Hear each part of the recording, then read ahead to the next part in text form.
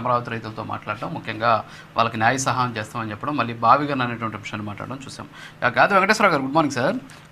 Sir, ఇది వెళ్ళే ముందు 2013 నుంచి 2026 వరకు ఆంధ్రప్రదేశ్ రాజధాని వాషింగ్టన్ డీసీ స్థాయి నుంచి మావిగన్ వరకు జగన్మోహన్ రెడ్డి గారు మాట్లాడినటువంటి చేసినటువంటి హామీలు, అంటే హామీలు కాదు, సో ఆయన వ్యాఖ్యలు చేశారనమాట. వాషింగ్టన్ డీసీ లాంటి రాజధాని కావాలి మనకని చెప్పేసి 2013లో మాట్లాడారు. ఇప్పుడు 2026కి మావిగన్ దాకా వచ్చి ఆగింది ఇప్పుడు ప్రస్తుతానికి. మరి 2029 ఏమవుతుంది అనేది తర్వాత చూద్దాం. ఒకసారి విందాం సార్, ఆ పరిణామ క్రమాన్ని ఒకసారి చూద్దాం. చూసిన తర్వాత మీరు రియాక్ట్ అవుతారు. ప్లీజ్ సార్, ఒకసారి ప్లే చేయండి. హైదరాబాద్ను మించిన మహానగరాన్ని కడతాం. ఎలా కడతాం అన్నది మా బుర్రలో నుంచి వస్తున్న ఆలోచన నుంచి కడతాం. విజయవాడలో క్యాపిటల్ సిటీని పెట్టడం మనస్ఫూర్తిగా మేము ఆహ్వానిస్తున్నాం. With the location, what has at least 30,000 acres of land, we're saying please ensure that it is right in the middle of the state. బహుశా ఆంధ్ర రాష్ట్రానికి బహుశా 3 క్యాపిటల్ వస్తాయేమో. ఎగ్జిక్యూటివ్ క్యాపిటల్, లెజిస్లేచర్ క్యాపిటల్,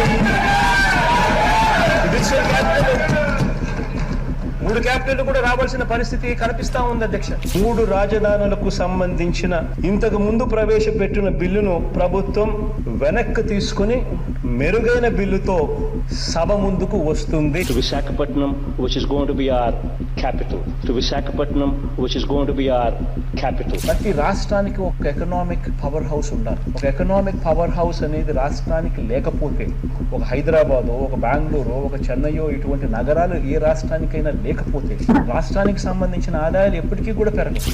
మేము మా ప్రభుత్వం వచ్చినాక గత 5 ఏళ్లలో చిత్తశుద్ధితో రాజధాని నిర్మాణం చేసే స్తోమత మనకు లేదని చెప్పి అన్ని విధాల అభివృద్ధి చెందిన నగరం హైదరాబాద్ను కంటిన్యూ చేయాలని మా ఆలోచన. కావాలంటే విజయవాడ గుంటూరు మధ్యలో ఎన్ఎస్ దగ్గర నాగార్జున యూనివర్సిటీలోనో, లేకపోతే ఒక 500 ఎకరాలు అక్కడ గుంటూరు విజయవాడ మధ్యలో ఎక్కడో ఒకసారి తీసుకుని 500 ఎకరాలు నువ్వు కట్టాల్సిన బిల్డింగ్ ఏదో కట్టు, 500 ఎకరాలు నువ్వు కట్టాల్సిన బిల్డింగ్ ఏదో కట్టు, రీజనబుల్ గా ఏదో సైజులో. 19 ఎలక్షన్స్ ముందు జగన్మోహన్ రెడ్డి గారు ఇక్కడ ఇల్లు కట్టారంటే ఇక్కడ అమరావతినే దాంతోనే వచ్చారు. రాజధాని అయితే ఇట్స్ వెరీ మచ్ హైదరాబాద్ మించిన.